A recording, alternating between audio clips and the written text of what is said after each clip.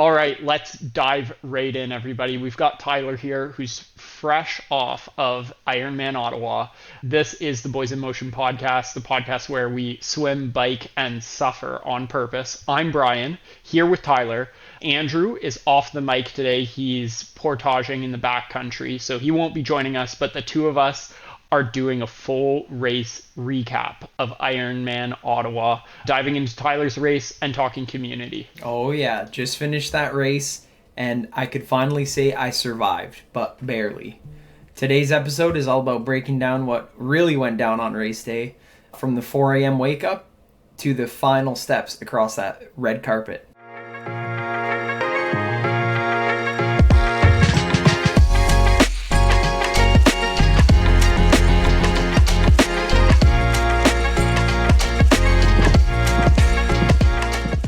Awesome. So this isn't about just one race. It's about the whole community. It wasn't just you who raced it. There were many BIM athletes who were out there, showed up, crushed it.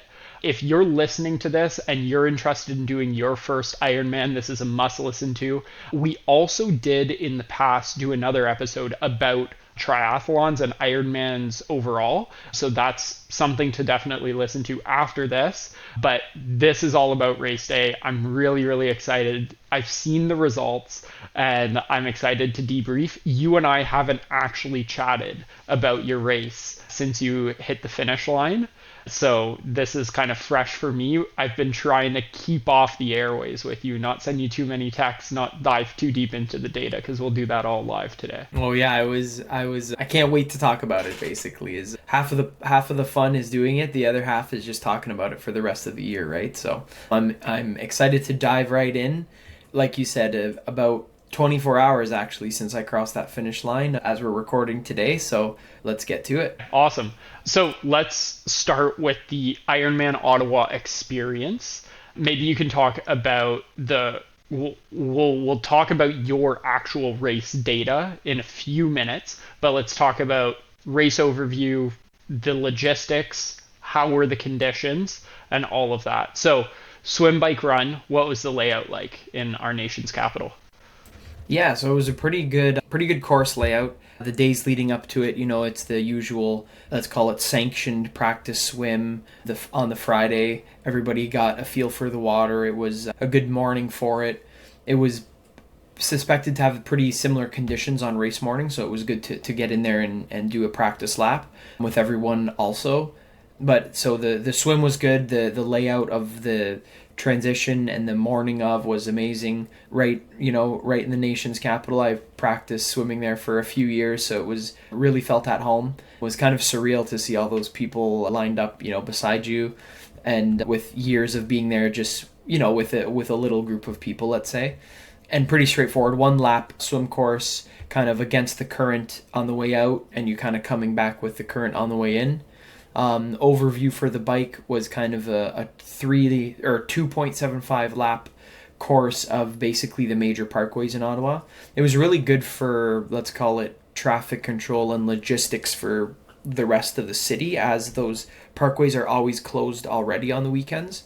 So it was really just a navigation of downtown was probably a little bit different for traffic on the day. But other than that, we went up and down the western part of the parkway, eastern part of the parkway up to Aviation Museum, and then up and down Colonel By Drive, the canal, which is also closed to traffic on the weekends. So it was a pretty smooth bike course, just a few rough patches, but nothing too crazy. We also did split to the Quebec side very briefly, crossed over to the bridges, and Quebec, you basically felt like you were riding cobblestone roads, but just took it nice and slow, made sure there was no flats there, and kept going along with the day. So the bike course was nice. It was obviously the majority of the day was spent out on that bike course, so I had to get familiarized with it. For sure. And what about the run? It was on the Rideau, right?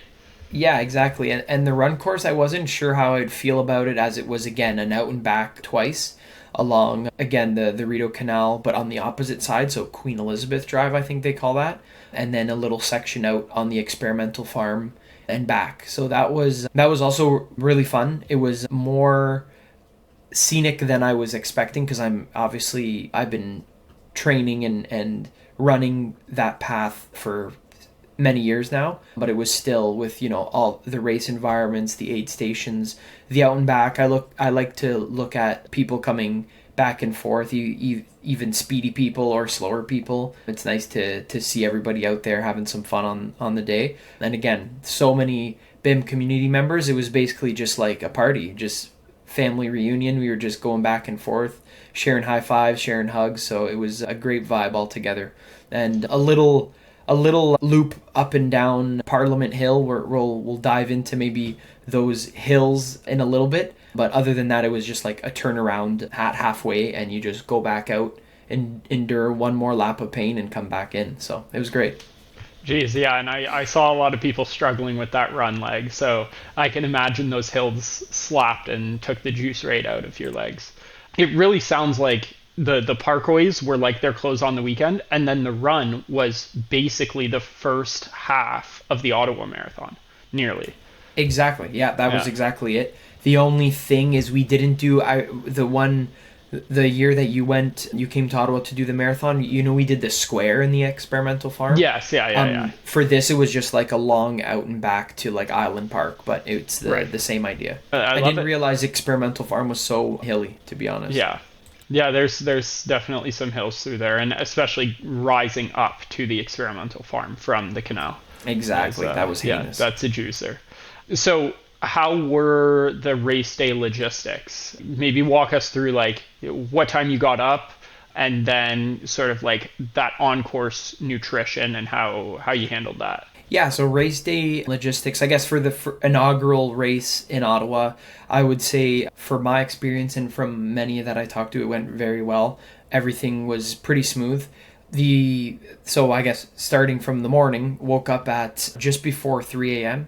to get ready for a 6 a.m. start. So usually Ironmans run either 6 or 7 a.m.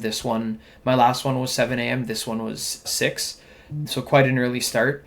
I guess my rule of thumb as well is get into transition an hour before, get into line 15 minutes before the swim start. So really you have 45 minutes to get ready, get your bike ready, get your nutrition on your bike, do that final pit stop, and get your wetsuit on. And that's always a struggle as well. So yeah, no, it was good. Got into transition at 5 a.m., had a lot of carbs in the morning, kind of calculated it like throughout the hours of the morning. So didn't, load up all at 3 a.m. and kind of staggered it along the morning.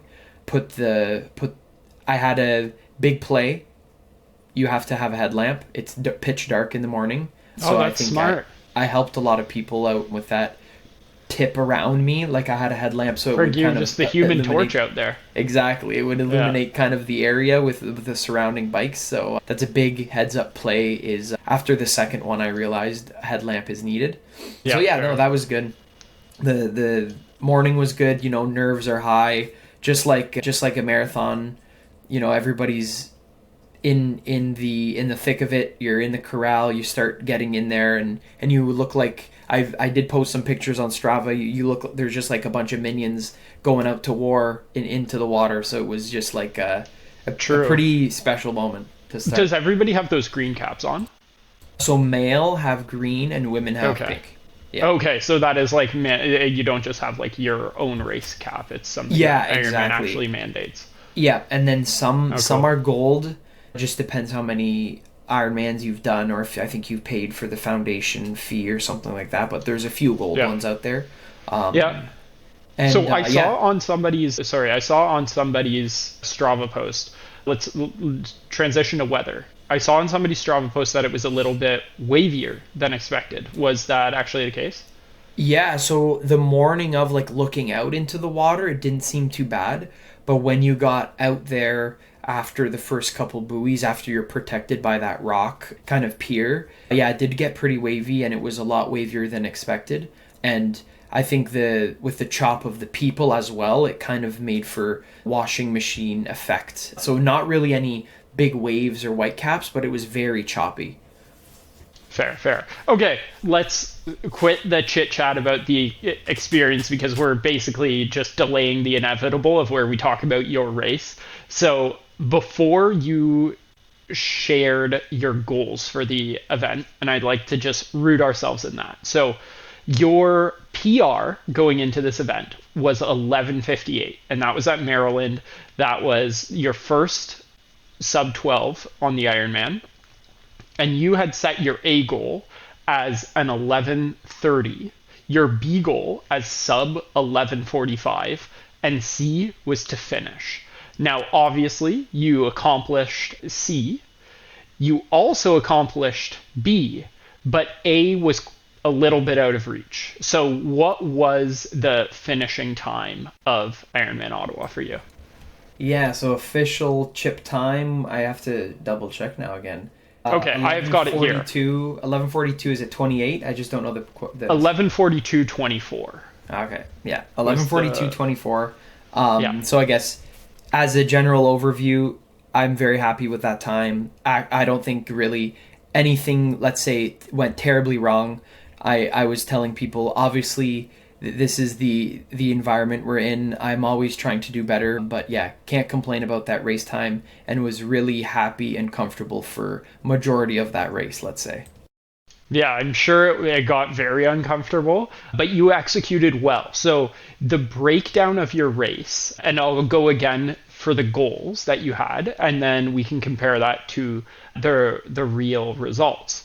So your goal for the swim was to swim under 2 minutes per K, or sorry, 2 minutes per 100 meters, which would equate to a 1:17, an hour 17.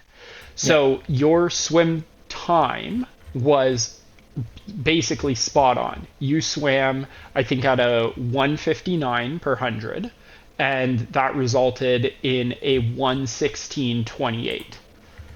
Were you like, did you get that instant feedback that you were on pace immediately? Yeah, kind of. So what I do actually, I would say I was on the fence of looking at my pace during the swim, and as I mean, like while you're swimming, looking down at your time, and kind of doing that mental math while you're swimming, because I only have time and distance on my watch. So I was debating on, doing that or just going with the flow and doing my own swim. It ended up coming out a little choppy, so I was a little bit nervous to come out slower. And the first little bit is kind of perpendicular to the current, so I knew the current wasn't really in effect for the first 500 meters. And then when we started going against current, I was scared to drop way below that pace, and kind of just still getting out of the water is a good day if you're in that situation. So I think, so the long story short was, at first I wasn't going to look at my watch. About halfway through, so I guess we could go through a little bit of the swim debrief here. To, I think, a lot of people's surprise, about halfway through there was a rock bank, and we stood up for about 100 meters. It was something I've never seen before. I've swam there out that way a handful of times, never hit that rock bank, and we literally, it looked like sea monsters coming out of the water. So I'm swimming, and it's a chaotic environment, right? There's people on both sides. Contrary to my other Ironman swims, I decided to be like in the cluster this year and in the mix. I wanted to be, I guess, give myself a shot and go start sooner as well, which was a big difference than the past races. So I was, in the middle of everybody, and I take a stroke and I come down and push hard down onto something, and I thought it was someone's back.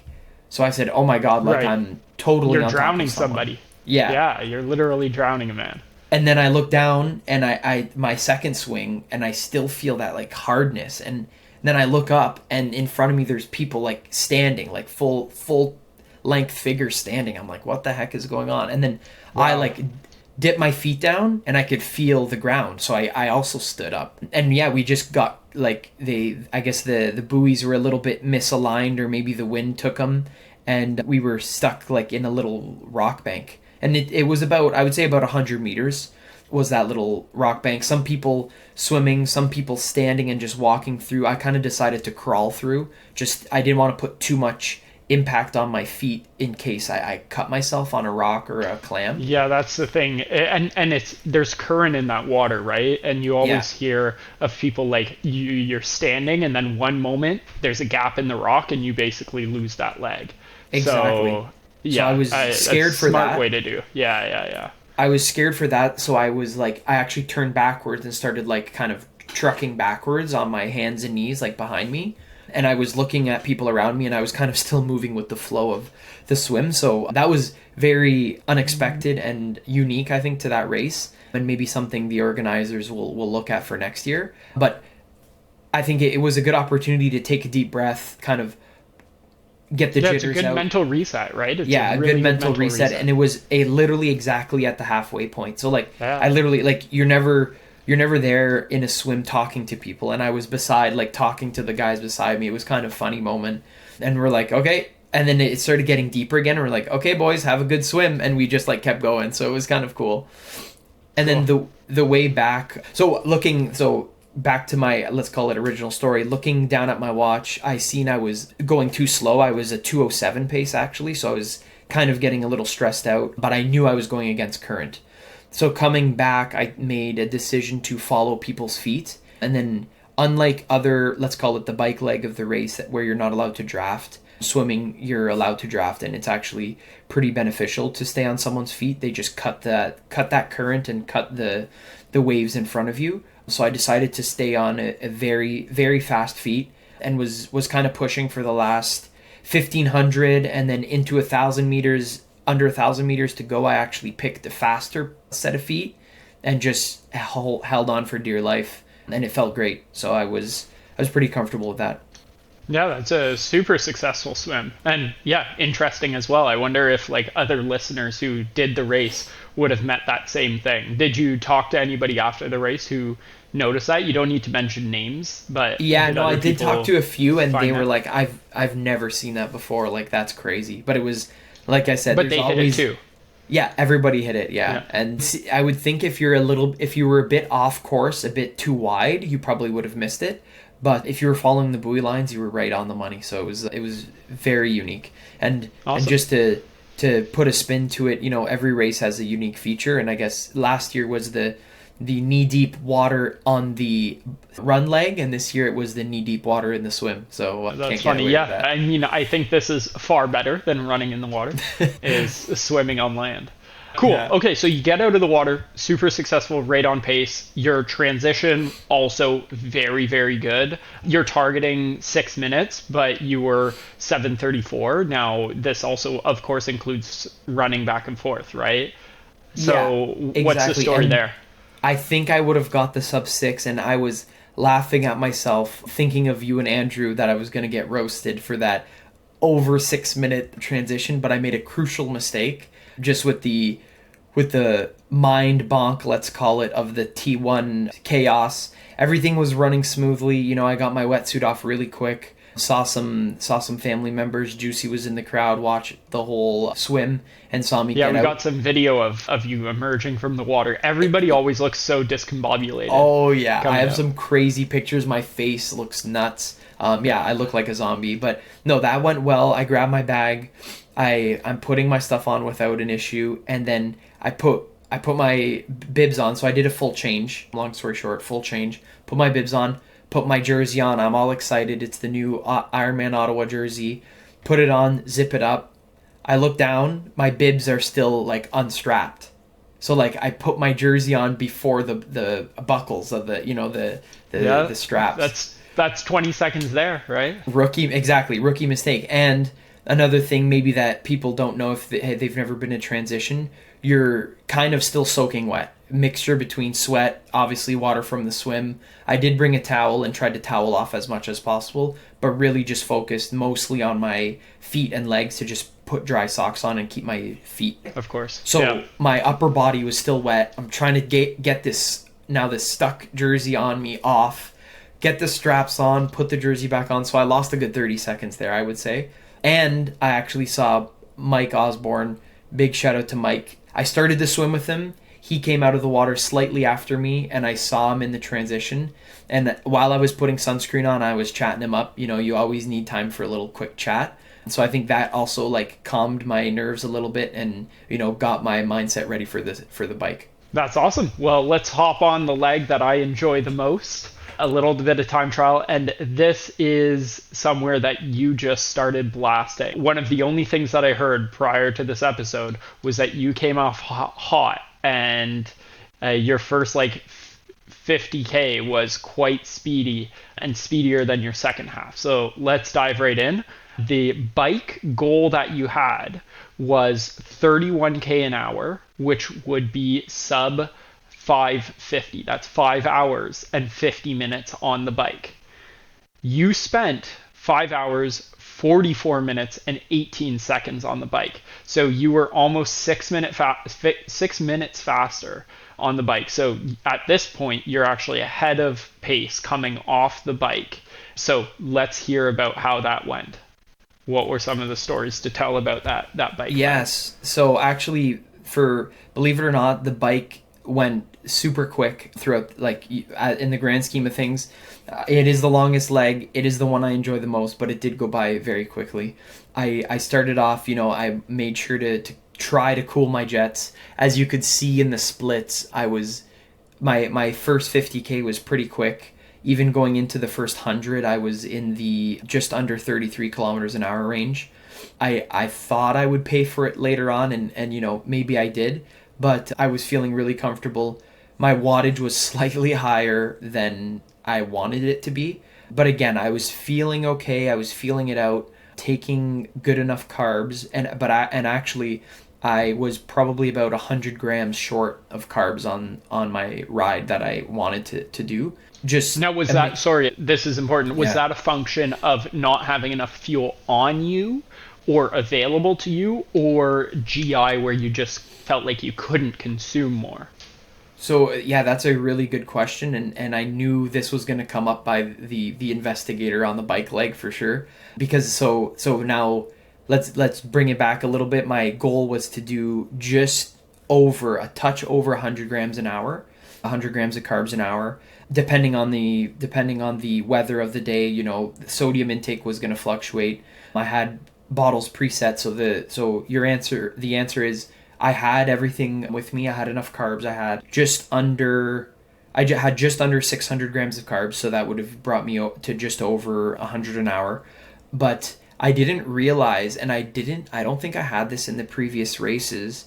Most of my carbs, so I would say 80% of my carbs were through liquid, so through bottle form. And I really had to go to the bathroom at about 90K, so about halfway through. I was holding off, just going to the bathroom, and I didn't want to waste any time stopping. So now it was a point of rationing my liquid carb intake with the urge to go to the bathroom. And I think I was sipping on electrolytes in my front bottle, maybe a little too much because it was more liquid than carb.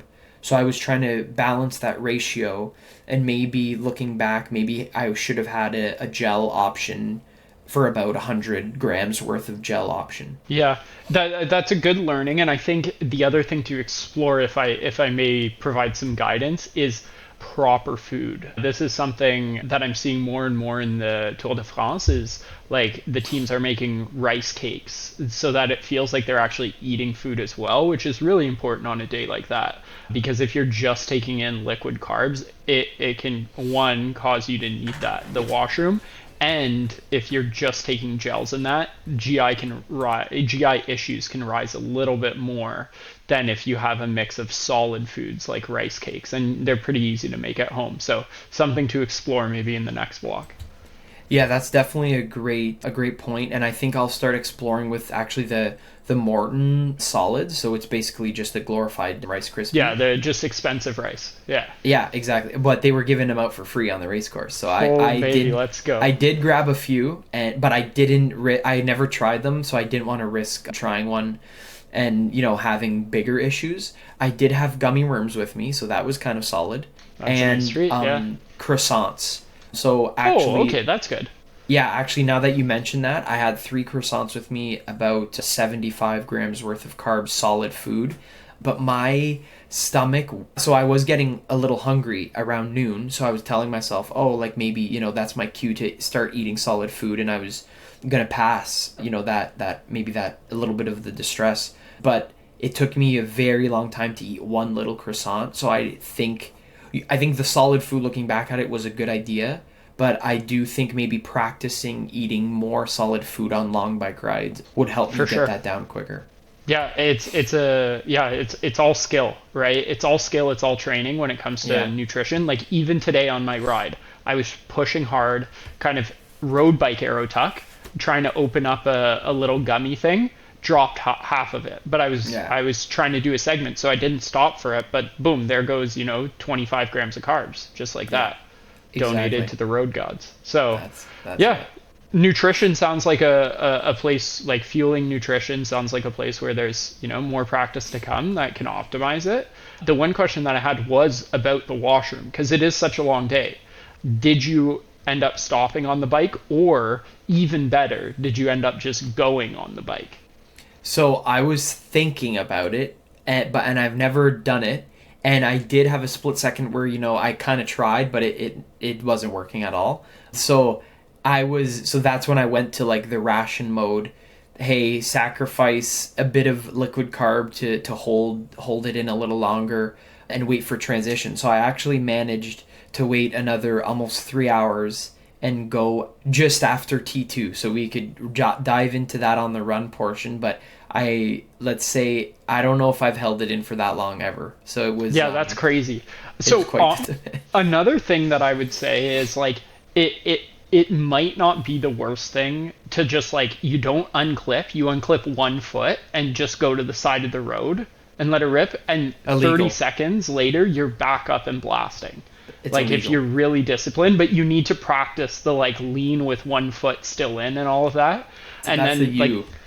because that would be my option. I think that's like the most efficient, and you're not peeing on your bike. Which again, if there's any day to pee on your bike, it's during the Ironman. And I actually think like I would encourage it if you're really going for the time and you're on the wire. Like Yeah. So I did you think of wouldn't it. be the only There's one. there's a lot of thoughts that go through your mind during a race like that, and you have nothing but time. So I thought of all the options. I thought of down the side of the leg, wash it off with water. I had white socks on, so that was a no-go already. I was like, nope, don't want to wreck the white socks for the pictures. True, you have um the Ironman socks. Those are yeah. legendary. So I said, you know what, I can't sacrifice the socks. The white shoes too, I was like, I don't want to wash that out of the white shoes. So I ended up holding it in. Obviously, I guess I didn't have to go that bad. I think it was bad to think about it, but as soon as, spectators would come, you'd go into the hectic of the turning points and stuff like that. I obviously wouldn't be thinking of it, so it was manageable, but it's definitely something I would think about for next one.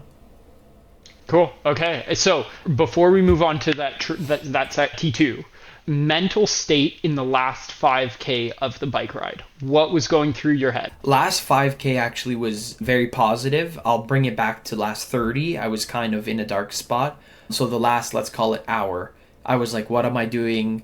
I hate this. Get me off the bike. And I was still, on the last leg of the parkway, the Eastern Parkway. So that was very long.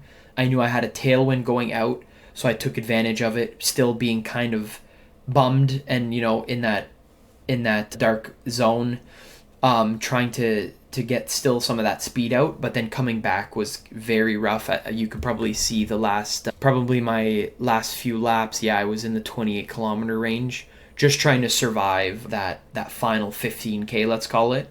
And then like you were saying, the final 5 coming in, you're kind of, it was actually part of the Ottawa Marathon race course as well, Brian, that you ran. After that Rockcliffe Hill coming Yeah. back down, the spirits came back up.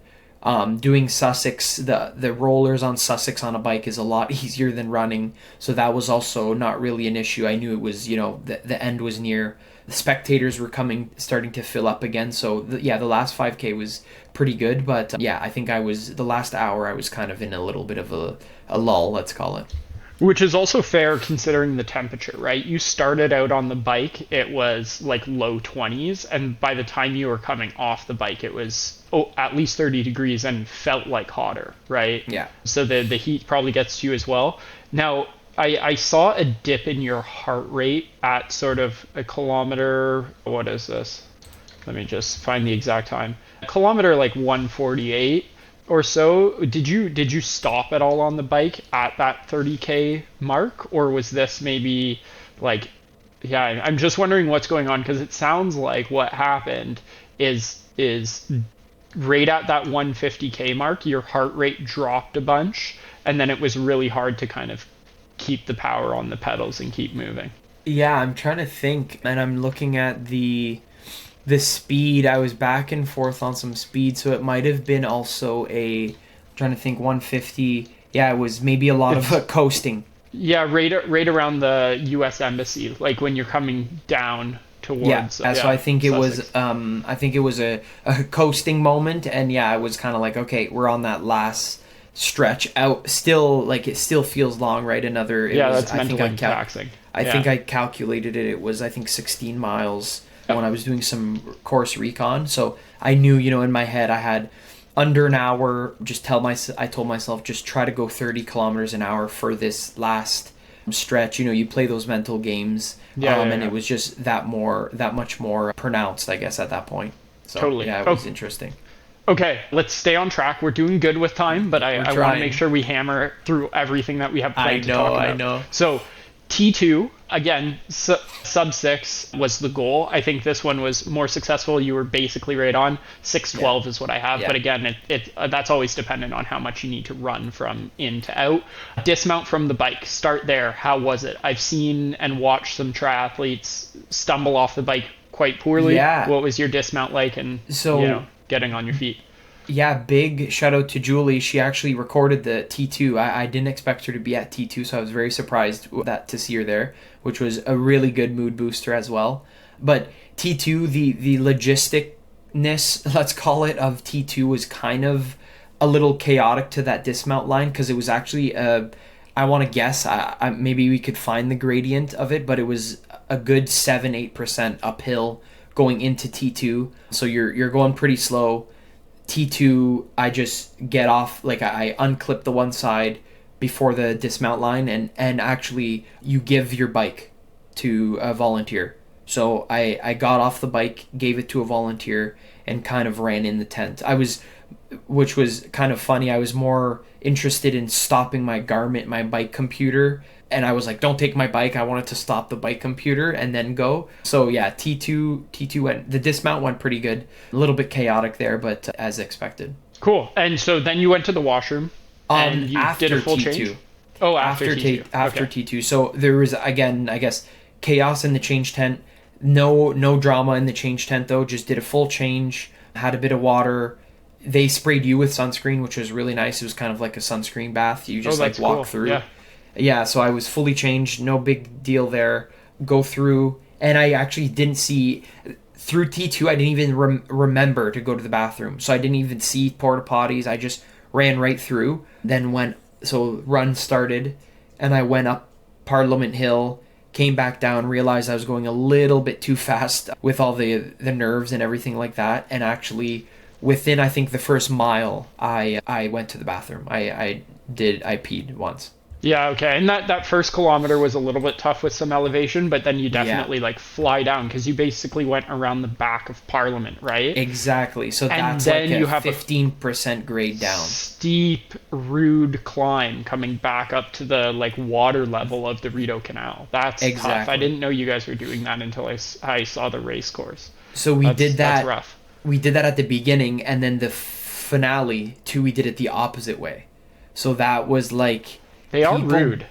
Yeah, I was gonna say it's a mile to the finish. You're going down the locks, and you're like, okay, everything hurts. So going downhill hurts even more than going uphill, I think. And then you're like, okay, like I'm just thinking like people thinking of like a very strict time, right? Like for me, let's say I was that much closer to 11:30, just that final climb. I know we're fast forwarding it, but that final climb was like shotgun to both knees. Like it was crazy. And I'm seeing like again fast forwarding to that last climb up. You're basically walking that at that Yeah. point. Oh yeah. I Yeah. did walk that, and I was fully planning on walking that last climb. Yeah. But yeah, within that first, I'm just checking that second kilometer, I think at the bottom of that steep hill, the zigzag is where I went to the bathroom. Everything went smoothly. I felt like $1,000,000, and then started the run. Contrary to my past races, and I've been dreading this mega bonk for the whole year, to be honest. And so I was just reminding myself that that's gonna come, that's coming soon, that's coming soon. So I decided to slow the pace down a little bit and make sure I was in control for the majority of the day. Fair. Okay. So run stats, because we didn't actually talk about. So pre your 11:30 pacing goal, and this is where the real gap came and why your A goal wasn't attained, but you stayed on top of it and finished your B goal. So your run goal was a 4:13, 4 hours 13-minute marathon, and you ended up running the marathon in 4:27:52.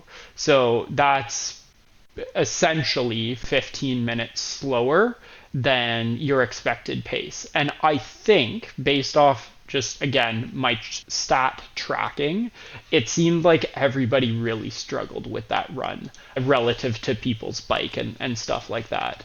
So I'm not shocked, and it seemed to have been something that a lot of people ran into, was a big wall during the run portion. So walk us through it. How was the grind?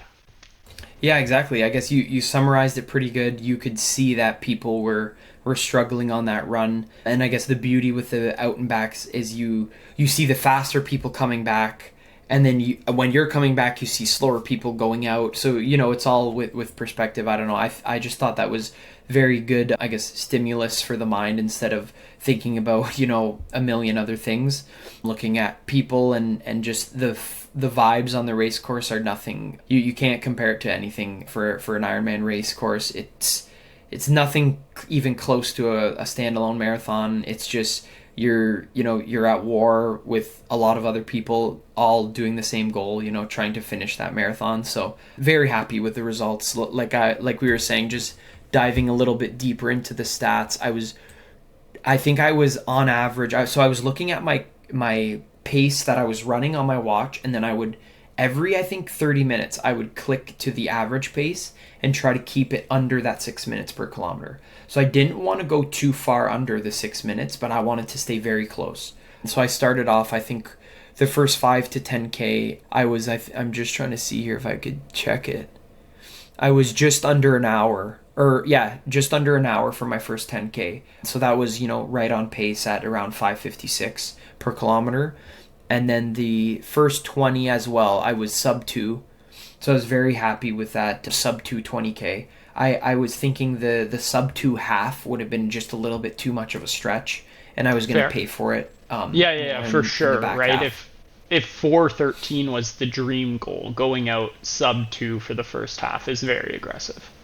Yeah, so I'm looking actually right now. I was 21.1 at 2:04. So I was right on the money. I was very happy with that. No discomfort yet. Feeling good. Seeing family really helped. Family and friends throughout the race course was really cool. Seeing those faster BIM athletes, we're going to have to give some shout outs out pretty soon. Coming back also gave me light. It was very, very nice, very motivating. And then just now I'm just scrolling through the time lapse here and going back up that loop the second time, and I think I'm looking again, 25 kilometer mark, I was still under that half an hour per 5K. So I was still on pace, feeling decent. Obviously the days in your legs, you're feeling heavy. Aid stations were going good, not in shambles yet. I had Gatorade with me I brought from T2, I think lasted me about 25K. So a little bit different than the on-course nutrition, water, Coke, ice, mortal hydration I tried to stay away from because I wasn't used to it. But yeah, it went pretty well up to that 25 kilometer mark, I'd say. And then coming up to that Arboretum Hill that you've done as well, Brian, the second time was pure zombie fest. Yeah. And I see that's where I would expect, like, you're hitting a few nutrition spots where I see some slowdowns, but that's the first time right at the 26, 27 kilometer mark is the first time where there's a block of walking. And maybe it's a shuffle, but like you slow down to like 9 minutes per K, right? And the moment you start doing that, it's really tough to bounce back and then start running at pace again.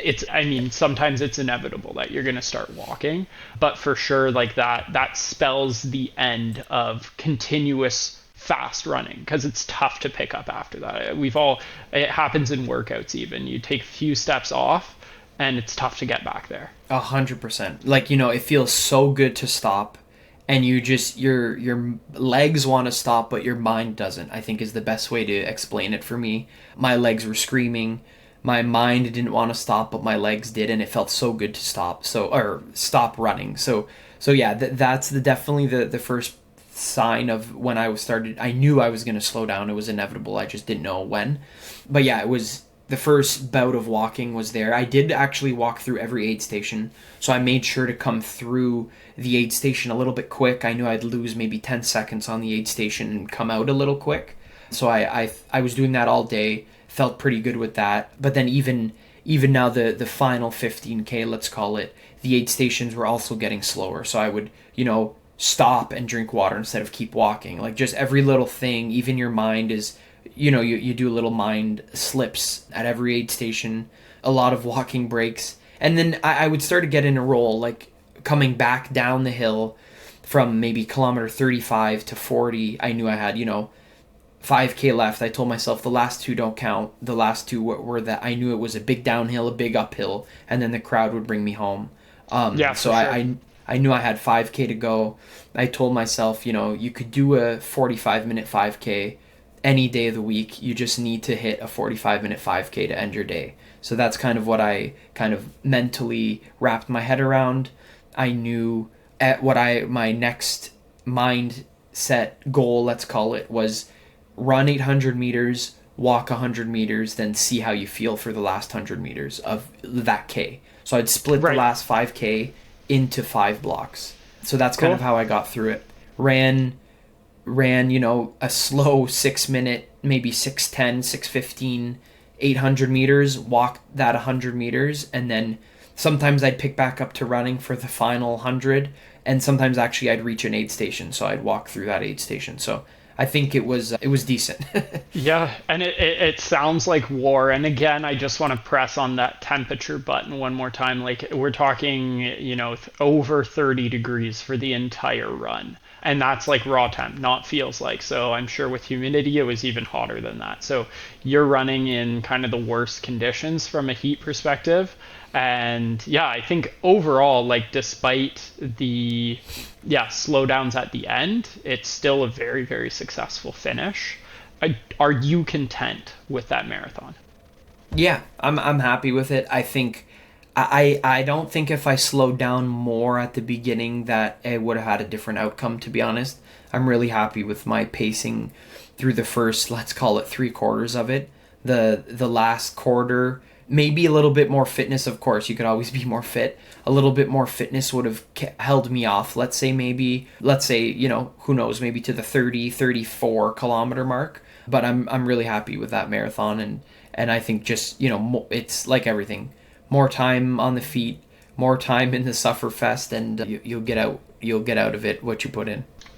Yeah, for sure. Okay, so that is a lot. I can't even imagine the pain at the end of the day that you're feeling doing combining longer than I've ever swam into the longest ride that I've ever done into a marathon all in the same day still boggles my mind. So, will you do another? I think I will. Yes, I really like that format and that distance and just the grind on the run. There's nothing else like it. The swim bike, swim is something else in its own.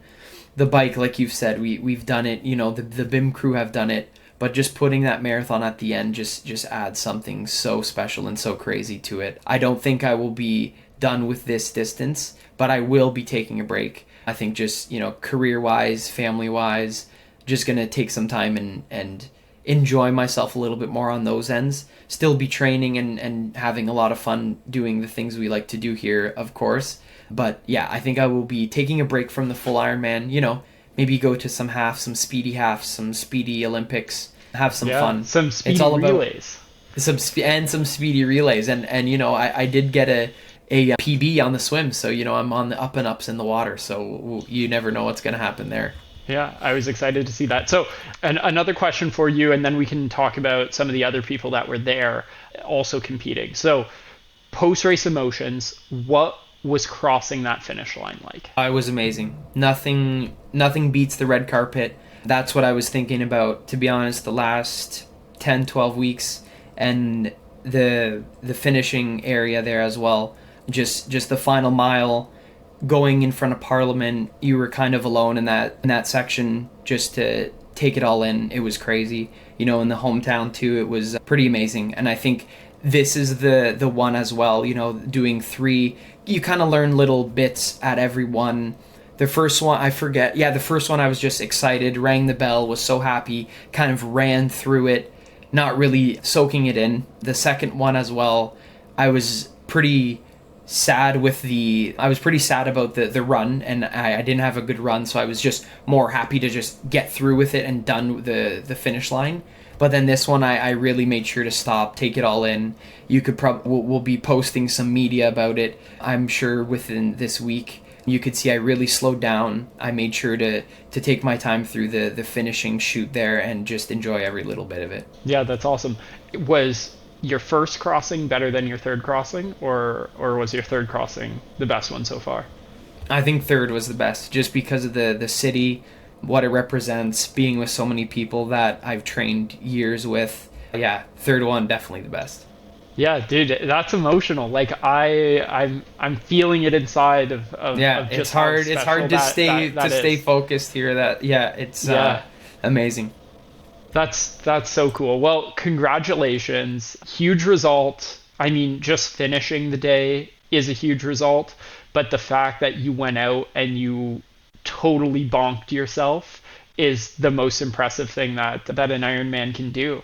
And you cross that finish line and hit your goals. 2 out of the 3 is very successful, and I'm excited to hear that you're leaving the Ironman the full distance for a little bit, and I'm excited to pace you as you try to break sub 20 in the 5K, and you can build a little bit of speed, and who knows, that might just help you in that last 5K of the Ironman in a few years.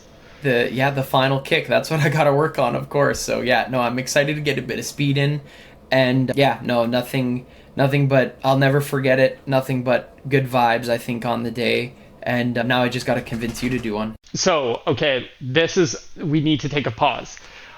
I will do one backyard with you if you kind of initiate and get that going. I would be That wouldn't really be bad. interested to feel this pain that Yeah. you speak so highly of. I think it's really cool. And I would even be down to do it like nearly impromptu. So if Yeah. you can talk to the rascal and set up something and set up a course and just make sure, it would be crazy to do an Ironman, but I don't know that I would commit to the full structure of what Ironman training entails, and also like the fees that are associated with all of that. Yeah, that's a great little tidbit there, and I'll take that. I'll take that grain and I'll ride with it. We'll see what that goes into. But yeah, like Charlie, It would his be first even one. better. It would be even better if you could get runner man Andy Oh to dive baby, in that that's what water I'm at the trying. start line. Yeah. That's what I'm trying. So yeah, like I don't know. It's Here's a doable. question. So experience versus, so like in the marathon, in the 5K, I'm a little bit faster than you. On the bike, I'd say we're kind of similar. I might have a little bit more fitness, but you might have more longevity and engine, like just to push like 180K. And I have no swim, but you also have 3 Ironmans in the bag and a ton of tries. Who wins an Ironman between the two of us? Exactly. That's the real question. And honestly, What I would don't you know. say? I don't want to be cocky, but I don't know. The I think the experience will win any day of the week. I guarantee you're faster than me on the bike, but The swim is a whole different ball game, and that run is something you never feel. So, And so this is I tend to agree. What I actually think would happen is I would try to stick with you in the swim, and I might be able to do it. I might come out totally dead. I might get dropped in the swim. And then in the bike, I would overbike, and then you would eat me alive from like kilometer 10 to 35 in the marathon. yeah, I think the big thing would be is overbiking and not knowing it until the end. Like that's kind of what happened to me in Totally. Maryland.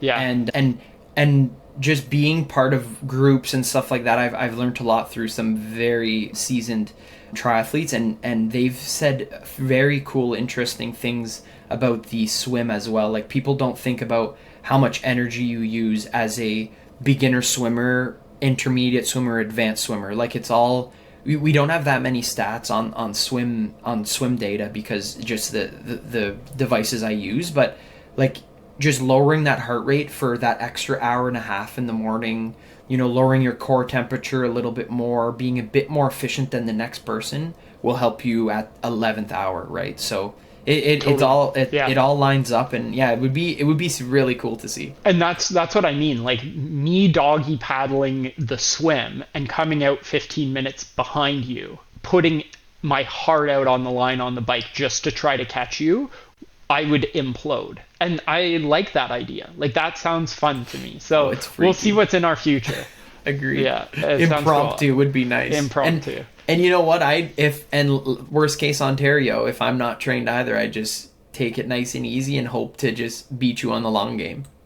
Yeah, it's like I forget what it was. It comes from the UFC. I think it was Khabib. He's talking. It was when he and Conor McGregor were about to fight, and basically Conor is like showboating about how he's got knockouts and whatnot, and Khabib is like, I take people into the deep end and show them what they're all about. And I feel like that would be it. You're like the Undertaker on something that's longer than 4 hours, whereas Just I'm waiting. like super untrained for that. Just waiting. I Yeah. think that, to be honest, the closest you've been was probably the ultra. Actually, I was thinking of it during the run. I felt that same amount of heavy legs as I did during that ultra, that winter ultra we did impromptu. I think that was the most pain I could compare it to, I guess. Frig, well, then Andrew's going to destroy us both because he doubled our distance and That's ran what I was thinking. The first 50K pretty much twice as fast as we ran the only 50K we did. So I was thinking of that yesterday, to be honest. True. Okay, so let's talk community highlights. We're going long this week, but oh well, it's an interesting topic. So a lot of Boys in Motion or Boys in Motion kind of affiliated athletes who raced. I know on my app I posted that short about how to follow people. I was following about 6 at the time that I filmed that, and then thought of another like 5 people to add. So I was tracking a ton of people. Who was there? Who were the faces? Any interesting tidbits about their races? Yeah, so wild. I'll just wrangle off a few names. I won't go into any details because we are already going very long today. But surprisingly, I have 6 people on my tracker. I would say 5 people I met in the village the weekend of, just the community and just talking to people. Everybody's just so friendly. So I would say about 6 of those people are people I met on the weekend. Which, big shout out to them, all crazy nice people, all amazing characters, a few people from Alabama, we have Ohio, a few guys coming down from Texas. One guy was his 22nd Ironman. That's crazy. It was wild. Yeah. And I was yo-yoing back and forth with him on the bike for a majority of the day, and I did end up taking about 25 minutes on him on the run. So it was very cool to see, those people on the run as well. That's why I just love the out and backs. That's awesome. Did you tell him about the BIM? No, I did not. Oh. I was just, so in the zone. Didn't talk to him about BIM. I did have the sticker on my bike though, so who knows? Maybe it caught some people's eyes. But a couple community members. Brendan, he won his age group. I'll have to give him a shout out. He won his age group, first place male, 45 to 49, with a time of 9:33. Whoa, that's blistering fast. Yeah, Wow. wild man, just amazing man. He's just great to train with, great friend. He's actually supporter of BIM. He rocks the BIM jersey on his training days, so Oh he's probably one yes. of the yeah, Yeah, he's yeah, yeah, probably yeah. one of the fastest BIM members we got out here on the bike. You could give him a run for his money. And let me just go back to the list here. Hussein, obviously another bullet. We have Yes, I was tracking BIM, his race. yeah, Awesome. BIM member. He finished with just over a 10-hour race. Amazing Yeah, race for his him as run well. was superb. Yeah, I seen him a Yeah. few times on the run, and he was looking like it was another Sunday jog. So great race for him. Really happy to share that race course with him as well. We have Christian, another core member of our, let's call it, Ottawa race or Ottawa training group. Christian and Mike were two big people in our training group this summer as well. So that was great. A Okay, big and shout then you out. mentioned Coach Mike, right? This is Coach Big Mike. shout out to Mike Osborne. Yeah, exactly. Okay, so you chat with him on T1 or two? So T1. I got in the water in his corral. I was with him in the four-person bus out the front gates. So that was very awesome to have a familiar face with me start the swim because it's so clustered. So yeah, I did start the swim with him. We actually finished 1 minute apart. I finished a minute before him, and he blasted through the bike. He was an absolute Jedi Yes, on the I bike. saw this. He Yeah, and dominated just the bike. It was sick. pulling that up, he hit a 32.2 kilometer an hour bike, so a sub 5.5 hour bike split, which was great for him. His T2 was a little long, and his run is where he struggled. We actually ran about a kilometer together, and I told him, Mike, get on my shoulder, like I got on your shoulder all those training days, and let's put in a bit of work. So I think he was struggling with cramps on the day, with the heat and the just everything on the day. And yeah, I'm happy I got to spend a little bit of time with him, and it was just that much more motivating to get me to keep going. And you ended up passing him on the run. Yeah, You ran through I him. think I passed them at about kilometer 26. Okay. 20 I could share. Yeah, I passed them at around kilometer 24, 25. Yeah. That's at that point in the race, I'm sure you're a little delulu. So it's Yeah. got to be like cool to see a familiar face and like run together a little bit. Yeah, Yeah. exactly. I think I was just about to start hurting, not hurting yet. I took that walking break with him through the aid station. That's where I got that idea, actually. I ran that 800 meters with him, and he walked the final 200 meters of that kilometer, and I ran through it. And then not too far after, I started doing the same. You So, started playing the game. Yeah. yeah, so he really Yeah. helped me, I guess, through that. We had a couple more members there. Mustafa with a crazy race. Kyle. Yes. So I Mustafa, this is so cool. They finished. They were back-to-back finishers at the finish line. Yeah, I saw that at the finish line live stream. Yeah, they finished together.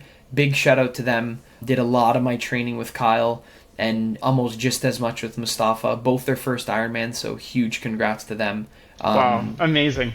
Yeah. And both like good diehard BIM mans. So congratulations Exactly. to the both of them. Good, big diehard bib mans. Yeah, I We also remember have- going on some of those long rides with Kyle, and to see the progression and the dedication to the sport is just awesome to see. Exactly. And Mustafa, of course, like the guy's the endurance king. Everything long he'll Oh do. yeah. Yeah, exactly. Anything more than 12 hours he'll do.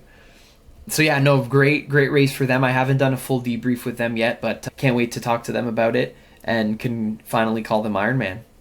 And another big shout out, we have a new listener, Franklin. He is from the Toronto region, and he was the one, I think I told you guys, him and one of his friends, Leah, came down to Ottawa on the Canada Day long weekend to do a training camp with us. Yes, I remember. Yeah. So big shout out to Franklin. He grinded through that whole race. I did see him on the bike, kind of gave him a few words of encouragement there. Also seen him on the run. We actually hugged it out.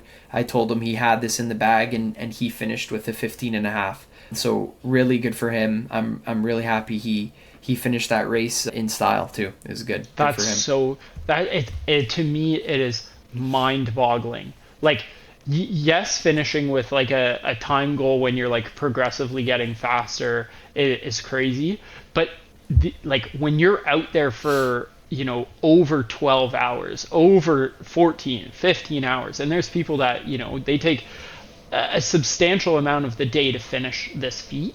They're pushing the same as you in terms of RPE, in terms of heart rate, in terms of output. You're doing it for a shorter time. I would say Exactly. it's more impressive if you're at the limit for that much longer. It's crazy. I'll double down on that. I say that every time people ask me, and I'll say it till the day I die. I think that's crazier than these people doing, not maybe not elite version, but these people in the middle, like these 11, 12 hours. I can't imagine being there in 16 hours. I've seen there was a 74 to 79-year-old finished in 16:55. So I think that probably was the last participant to cross that line. But yeah, those 15 hours, like, big kudos to all those people finishing in 15 or more. Kyle even in the 13 to 14 hour range, and Mustafa. I was at home showering, off my feet, already had a meal They're in in the me. cave pain cave for so much Yeah, longer. Like the it's just mental wild. toughness to get through it at that time is wild. Yeah, it was very impressive day, and just a couple more shout outs to some recent BIM athletes, all part of Mustafa's crew, so they've joined the Oh, clan, awesome. let's say, very more recent. Big shout out to Alan. He's a beauty. Finished again, I'm checking here, 13:23. Another Mustafa's friend, Ezekiel, finished in, he did a great run, actually. I got to give him a shout out. 5:55 run average. So he Wow. crushed that run with a 4:09. Slower bike, but he just biked his, he Damn. biked his race and had a great run. Ferg, if only That's you it could for take my. that run, Ty. That's what I want. I want to swap those runs out, and I could take my own bike and take his run, and I'm good to go. Another big shout out to Chris Carter, a fellow BIM boy from Welland. Yeah, great race for him. I did see him in the village on the Friday or Saturday, and then I did see him on the race course on the run. We swapped high fives and kudos in real life. So no, that was really really good race for Carter. He did, what did he get? 13. I just had it 37. here. 13:37. 13:37 finish time for Chris. Yeah. Big shout out. You could be called an Ironman now from the whole Welland crew. Yeah, the coffee trotters, as they Yeah. call them officially. So no, that's it for my shout outs. I'll stop So stop shouting out all these community members, but yeah, it was there's great. there's definitely one, and I wish I still had my app downloaded because I could pull up the other people that I was tracking. Do you have a name? I But could search it up. there's two actually. No. I know it off the, like, it's the Off back the of my dome, hand. okay. So number one, Calvin. Oh God, I can't remember. I can't can't imagine believe I you forgot forgot that. Yes. You're still on that Iron Man brain. You're a little delulu. Oh, So I'm woozy. Calvin, He crushed super it. impressive. Like, so the swim, blistering fast, but the bike there was one of the most impressive things that I've ever seen. He flew. He was under 5 hours. And it was insane. Yeah, I have it open impressive. here. A 35.85 kilometer an hour. And honestly, we were talking about that before the race, just our goals and stuff like that. And when he told me 36 kilometers an hour, I thought he was on another planet. I said, I know you rode with him. I know he's a very strong biker. He's very strong on his feet. I didn't think he knew, what that marathon meant after that kind of bike. But I think he proved a lot of people wrong, and he crushed that run as well, with actually a slightly faster run than me. Yeah. So he did Yeah, a 4:25 for the 4:25. run. Yeah. But that bike leg was insane. Amazing. Out Yeah. of this world. So Calvin, congratulations on that. I did bike. see him in the finishing tent, just enjoying a nice poutine, and we were talking, chatting it up a little bit after. But yeah, really good race for Calvin. Yeah. And for, like, he was an hour faster than you overall for the whole race. And that's his first Ironman. That man can grind like nobody else that I know. So I can't wait to see insane. what's in store for him. Yeah. Yeah. But what I would say is that run, he's got something to learn. That was his first ever marathon off the back of the bike and swim. So obviously it's like hugely impressive to do that. That's actually scary. But I would love to see him do a straight up marathon. because I think he's got speed that we don't even know about. Right? I Yeah. could see him being at least 90 minutes faster. I think sub 3 would be totally in the cards for his first ever marathon. Oh, easily. Yeah, like you Yeah. said, first marathon, and crazy thing is he's never worn super shoes in his life. Insane. This guy's going to blast off to space. It's sick. Okay. And then the other one, and this is a story that we need to tell, is you versus Charlie. This is the Oh, thread shoot. of so many triathlons. He Yes. is your oldest training friend because he actually got you into the triathlon gang. Yes, I So still got the brain bonk. I can't believe I forgot those two people. That's wild. yeah. So this was the race that I was looking at on my phone as like this is the true battle of the day. So let's Yeah. set the scene a little bit. Going into this race, the two of you have sort of passed back the baton of who's finished faster, right? Exactly. So I going back, he got me into it. He won our first Olympic triathlon back in Montreal. It was amazing, a lot of fun. Obviously, we both got hooked. I think the next year we did it again. Or no, the next year we did Muskoka. I beat him by a few minutes there. That was another really fun race. That was a 70.3. Then we started to get into the Ironmans. So we did Tremblant. I ended up passing him on the run, and I think I came in, again, I don't have the stats, but maybe 10, 15 minutes faster than him. Then fast forward to Maryland last year, we all know what happened. He took the crown back, and he did I think 11:45, and I ended up doing just sub 12, so 11:58. So he did take the crown back, really had a great run on that race. And then now this year, I took it back. I took the crown back once and for all. And yeah, a great race by him as well. He was so dialed in with his work stuff that he put in the training that he could, came out with it, what he could do. And he did an amazing swim, always a phenomenal swimmer. He biked just as he biked his bike, and he knew he's not as strong of a biker as me, but he did have a great bike. I think I did see him. So I passed him at the 95-kilometer mark. He said he wanted to hold me off for 90K, which I gave him that 90K, but I came back beside him at 95 and said, "Hey, how you doing, buddy?" So no, it was a great race by him. The run was obviously very hard for everybody, and he struggled a little bit on the run, but I struggled last year, so we all have some ups and downs. And for Charlie, of course, not being able to maybe get in as much training as you, definitely you start to see that later on in the race, and that's it, right? He was Exactly. super fast in the swim, had a successful bike as well. Like he was, I think, 10 minutes down or 12 minutes down from you there. Transitions were on point, but at the end of that race, that's where you always feel that pinch, and that marathon bit him a little bit harder than it bit you, right? Yeah, exactly. It came down to the marathon. I think he wanted to do a 30-kilometer-an-hour bike, and he got just under that, so I don't think he overbiked at all. Yeah, it was just that marathon. I think more time on the legs in general, and I put in a lot more brick runs, I think, than he put in. So I think just on the year, it was who put in more hours, I think, at the end of it, because we were always very close, which makes it a lot of fun, but it's that friendly rivalry, we'll call it, that gets to all of us. Yeah, stokes us all up as well. I was excited to see you guys racing. Okay, so rapid fire. Few questions for you. We're like way over time. We apologize, but this is just too juicy, I and think that's people a will great. listen to it. That's fair. That's a great word to mention. Too juicy. Let's hear about the support crew. Who was out there for you? Yeah, big honorable mentions to the support crew. Obviously, Juicy was there. She came in hot with the morning swim. I really wanted her to see the swim start, and I don't think it disappointed. She really enjoyed that swim start, and she got up at that 4 a.m., drove me Well, down. this is what I was gonna say. That's freaky for the juicinator. Oh yeah, I got her up at 4 a.m.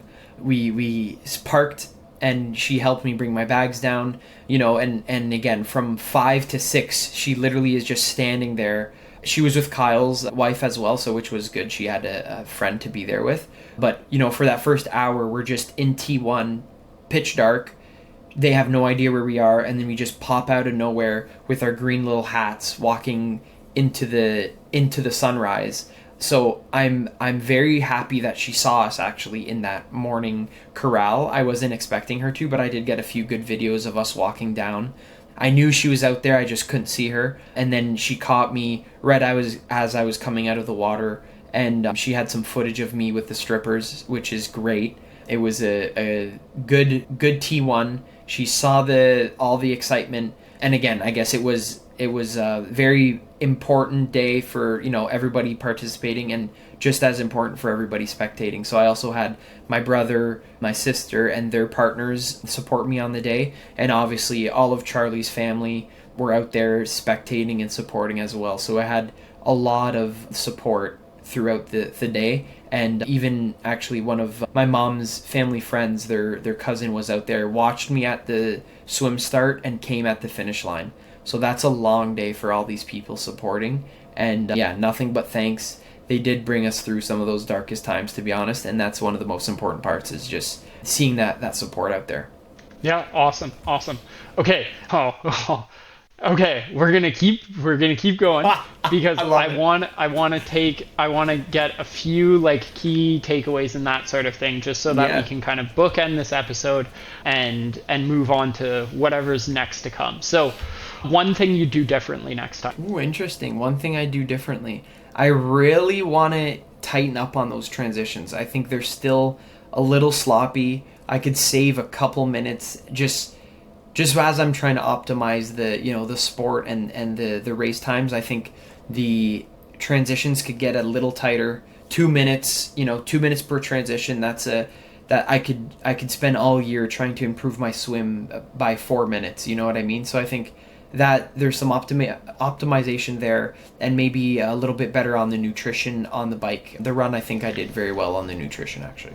Totally fair. And just to give you some stats behind that, and of course these are like near professionals who are putting out these numbers. Exactly. But the fastest two transitions of the day the fastest transitions for T1 and T2 were both also belonging to the fastest finisher, under 3 minutes for the T1 and 1 minute and 9 seconds for T2. That's so wild. there's a ton on the table there, right? That's like the equivalent of running basically like 2 less kilometers. Exactly. Yeah, Right. that's Yeah. exactly right there. Yeah, I think, optimizing maybe the outfit, let's call it, changing Yeah. into a full suit every time is time consuming, For but sure. I think that's step one. Yep. Okay, one thing that you would have liked to have eaten or consumed that you didn't. Oh my god, you're gonna laugh at this. I told Julie this. I did order it for takeout tonight for dinner, folks, so I do not crave it anymore. I was craving butter chicken on the run. I was Butter chicken I gels, baby. We got to get inventive. exactly. I could have paid no matter what amount of money to eat butter chicken with garlic naan halfway through that run. I was dreaming of it. And another thing, grape juice. I was dreaming about grape juice on the run. Interesting. Well, there you need that maybe the day before to hit that sweet spot. Special needs bag, I don't know. We'll have to It, put some butter chicken in the special needs bag, I think. exactly. What would you recommend to somebody thinking about signing up for their first Ironman? Oh, easy peasy. Just do it. Their slogan, kind of like me saying it, is corny, but anything is possible. I've been in a group chat with many first timers, and like we talked about, these people doing 15, 16 hours, and a lot of people, didn't think they could do it, and you just, I think, have to sign up, have that goal of competing on that day and showing up, and you'll be able to do it. One piece of tech that you wish you would have had for the race. Rig, baby. That's really cheap right there. Aerosock's so cheap to get. I think honestly, I don't want to blame the bike, but I think optimized, a little bit nicer bike, get those carbon wheels, aero helmet. I think the bike to optimize a little bit more, like even just the wheels, I think I would have saved a little bit more time. Totally. Yeah, I definitely agree. And then last question. What was on the menu, both drink and food, after the Ironman? Ooh, after, big shout out to Charlie's mom, Lee. They smoked ribs for 7 hours during the day, and we had smoked ribs and a nice beer to cap off the day. John was there. Big shout out to John too. He was supporting out there. I do have a nice picture of me tickling Simon at around the, I would say, 13K mark. I didn't think he was going to be on the race course spectating till later. So big shout out to John. It was very nice to get the surprise of him and his wife and the kids. Yeah, that boosts you up for a K or two, just seeing. Exactly. I tell people, seeing people on the race course is like a gel. A caffeine gel, baby. It gives you a boost and it gets you going. You literally look down at your watch and you're going 40 seconds faster than you were right before seeing them. So totally worth being out on the course, even if it's for one sighting of your friend or family. But yeah, we had ribs, potato salad, and sausages. So big Yummy. shout out to Charlie's family. That's great. I said that was the last one, but I got more. What was the most cursed moment of your race? Most cursed moment of the race. I'm trying to think. Fidgeting around. I'm gonna have to think about this better. Fidgeting around with a soft flask. So I actually bought a soft flask right before the race, and I've never ran with one before. So I had a Gatorade bottle for the first half, threw it out, and I had a soft flask ready to go for ice and water on the go during the run. And I didn't realize how small the hole was. So I could put water in it, but I wanted cold water. So fidgeting around with the ice and trying to slam ice into there, easily a few minutes could have been saved there. Yeah, fair. Weirdest thing you saw or heard on the course? Funniest thing I've heard, I'll say, is I passed these two guys just running beside me. You could tell they were running together, and they go, "Never trust a fart after T2." And I was like, I think I should get that tattooed. That was the funniest moment I've heard throughout the day. That is great. I love it. Okay, perfect. Well, that is the full recap of your Ironman.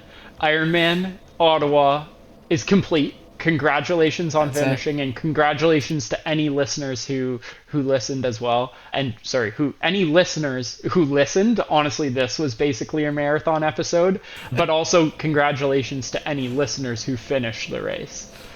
That's a huge accomplishment. Big congrats. And again, I guess just trying to get into people's ears here. If you've ever thought about doing an Ironman or just want to be part of this wild ride, we hope this gives you a real behind the scenes look. Again, we're going long here today, but I think it was worth it. And everyone who raced or supported, you guys are legends. Thanks for being out there, and thanks for being part of the BIM squad. Awesome. Okay, well, that's where we're going to end today. We won't run through the script. I don't think we gave out too much advice. So yeah, catch us next time. Make sure that you follow or share the podcast with any of your loved ones or friends. So you'll see Tyler around the streets of Ottawa decked out in Ironman merch for the rest of the year. And yeah, so it's Ironman Ottawa to the office on Tuesday for sure. 100%. And I think there'll be a lot of people decked out, let's just say. Hilarious.